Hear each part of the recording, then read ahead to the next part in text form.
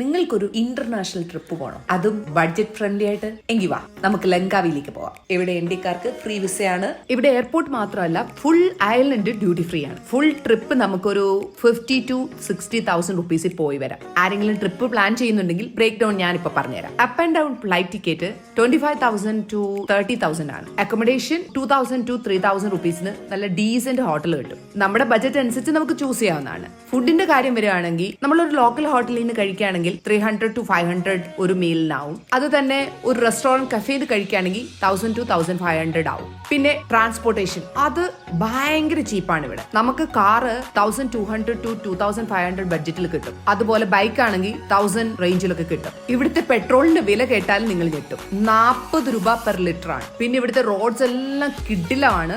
നിങ്ങൾ ഡ്രൈവിംഗ് ഇഷ്ടപ്പെടുന്ന ആളാണെങ്കിൽ യു ലവ് ദിസ് എക്സ്പീരിയൻസ്. നിങ്ങൾ അല്പം മദ്യപിക്കുന്ന ആളാണെങ്കിൽ നിങ്ങൾക്ക് ഇവിടെ സ്വർഗമാണ്. അത്ര ചീപ്പാണ് ഡ്രിങ്ക്സ്. പിന്നെ ഇവിടെ കുറെ ആക്ടിവിറ്റീസ് ഒക്കെ ഉണ്ട്. ആവറേജ് ഒരു 1,000 to 1,500 റുപ്പീസിൽ ഓരോ ആക്ടിവിറ്റീസിന് നിങ്ങൾ പേ ചെയ്താൽ നിങ്ങൾക്ക് അത് എക്സ്പ്ലോർ ചെയ്യാൻ പറ്റും. ഇവിടുത്തെ ബീച്ചസ് മാത്രമല്ല, സിറ്റി ഉൾപ്പെടെ ക്ലീൻ ആണ്. പിന്നെ അതുപോലെ തന്നെ ഏറ്റവും ഇമ്പോർട്ടന്റ് ആയിട്ടുള്ള കാര്യം, നമ്മൾക്ക് ഏത് രാത്രി വേണമെങ്കിലും ഇവിടെ ഇറങ്ങി നടക്കാം.